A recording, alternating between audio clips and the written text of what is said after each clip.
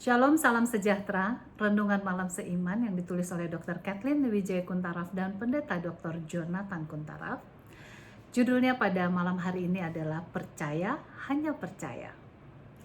Ayat intinya tertulis dalam Yakobus 1 ayat 22. Tetapi biarlah engkau menjadi pelaku firman, bukan hanya pendengar saja. Janganlah engkau menipu dirimu sendiri. Pada umumnya, pekabaran percaya dan hanya percaya saja sering dikumandangkan di mana-mana. Namun kita tahu bahwa iman tanpa perbuatan adalah mati.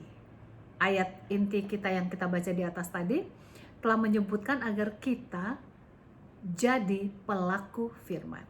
Bukan hanya mengatakan percaya dan percaya saja.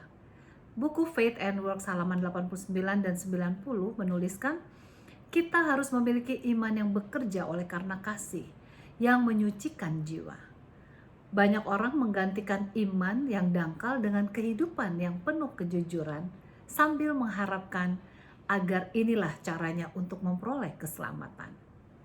Tuhan membutuhkan dari kita penurutan yang sempurna terhadap hukum Allah, sama seperti yang Ia butuhkan pada saat Adam berada di Taman Eden.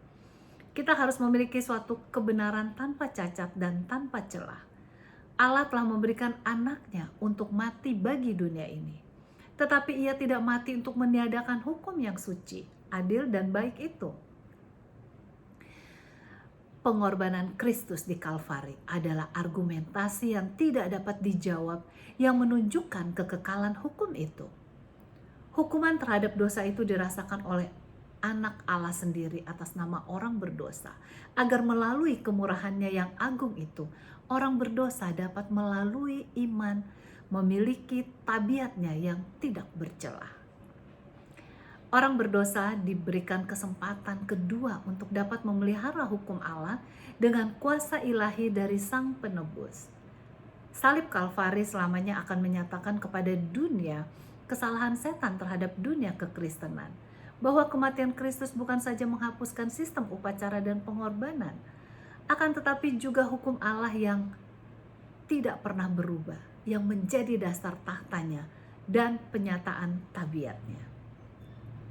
Setan telah berusaha melalui segala macam cara agar pengorbanan anak Allah itu tidak ada faedahnya dan misinya gagal. Setan mengatakan bahwa kematian Kristus menyebabkan kita tidak perlu lagi untuk menurut hukum Allah, dan telah diizinkan orang berdosa untuk mendapatkan pengampunan dari Allah tanpa meninggalkan dosa mereka.